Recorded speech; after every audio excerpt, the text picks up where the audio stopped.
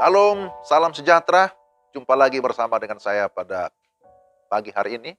Dan kita akan mendengarkan firman Tuhan. Sebelumnya mari kita berdoa. Tuhan, terima kasih setiap kesempatan bagi kami mendengarkan firman. Kami memohon pertolongan Roh Kudus yang membuka hati dan pikiran kami, memberikan kami pengertian supaya kami dapat memahami kebenaran firman-Mu. Dalam nama Tuhan Yesus kami sudah berdoa. Amin. Firman Tuhan dari Kolose pasal 3 ayat 10. Kolose pasal 3 ayat 10. Dan telah mengenakan manusia baru yang terus-menerus diperbaharui untuk memperoleh pengetahuan yang benar menurut gambar haliknya. Tema kita menjadi manusia baru. Saudara-saudara yang terkasih dalam Tuhan, banyak kasus dalam jemaat yang terjadi walaupun sudah menyatakan diri, sudah bertobat dan menerima Tuhan. Mengapa? Karena banyak orang yang tidak memahami esensi atau hakikat menjadi manusia baru. Menjadi manusia baru di dalam Kristus. Ironisnya adalah jika ada anggapan yang penting terima Kristus, maka sudah aman. Sudah ada tiket masuk surga, walaupun perbuatan tidak sesuai dengan yang diharapkan. Nah, ini adalah pemahaman yang keliru tentunya. Hal ini merendahkan esensi daripada iman yang sejati. Merendahkan esensi daripada konsep pengorbanan yang sejati. Iman yang sejati yang membawa pembaruan dari manusia lama menjadi manusia baru di dalam Kristus mestinya dipahami sebagai sebuah perubahan yang radikal. Perubahan dari dalam keluar. Alkitab memberi petunjuk praktis sebagai tanda manusia baru. Pertama, kalau kita perhatikan Kolose pasal 3, mulai dari ayat 1 sampai dengan ayat yang keempat, maka tanda manusia baru berarti ada perubahan. Perubahan pola pikir. Jadi ada perubahan pola pikir. Nah, saudara-saudara, orang yang sudah di dalam Kristus, maka pola pikirnya sudah berubah. Sudah berbalik arah 180 derajat. Dari yang sebelumnya berpikir duniawi, ego, keinginan sendiri. Tetapi sekarang memikirkan perkara yang di atas. Perkara-perkara rohani, hal-hal surgawi.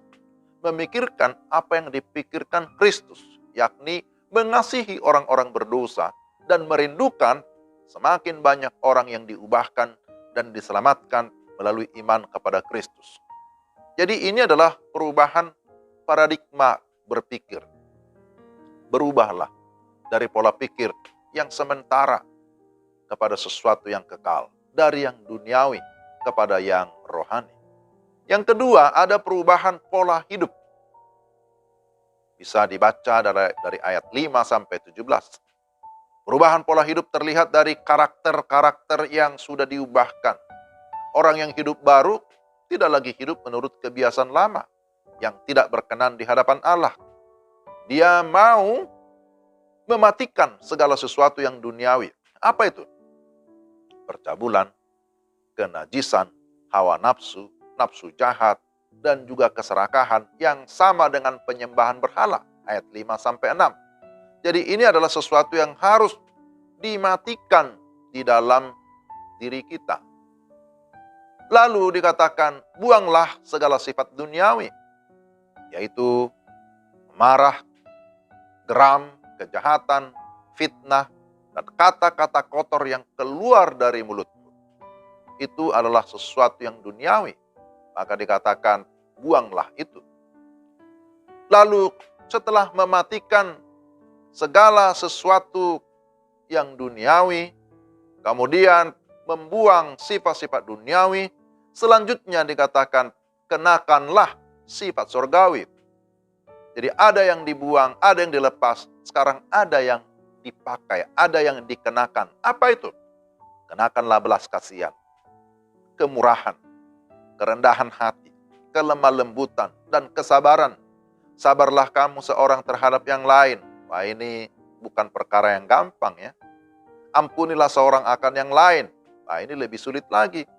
Apabila seorang menaruh dendam terhadap yang lain, sama seperti Tuhan telah mengampuni kamu, perbuat jugalah demikian. Nah, ini menjadi lebih mudah kalau kita sungguh-sungguh mengarahkan atau menundukkan diri kita kepada Tuhan yang sudah mengampuni kita. Jadi, pola hidup kita haruslah mengikuti Yesus Kristus yang menjadi teladan utama dalam hidup kita. Dan sekali lagi, pembaharuan atau perubahan itu mencakup seluruh aspek kehidupan kita. Pola pikir, tapi juga karakter kita. Semua pola kehidupan kita memang harus mengikuti teladan Kristus. Itulah sebagai tanda bahwa kita sudah menjadi manusia baru di dalam Kristus. Dan kiranya Tuhan menolong kita untuk hidup sebagai manusia baru di dalam Kristus. Atau bisa disebut bahwa kita ini adalah manusia Allah, anak-anak Allah. Mari kita berdoa. Tuhan, terima kasih untuk firman-Mu. Kami berdoa supaya Engkau memampukan kami, supaya kami sungguh-sungguh menjadi manusia baru yang sudah diperbaharui. Baik pola pikir kami, karakter, pola hidup kami, sungguh-sungguh semakin menyerupai Kristus. Sehingga kehidupan kami boleh berdampak dimanapun kami berada. Dalam nama Tuhan Yesus, kami berdoa dan mengucap syukur. Amin. Demikian renungan kita. Tuhan memberkati Bapak, Ibu, dan saudara sekalian. Salam.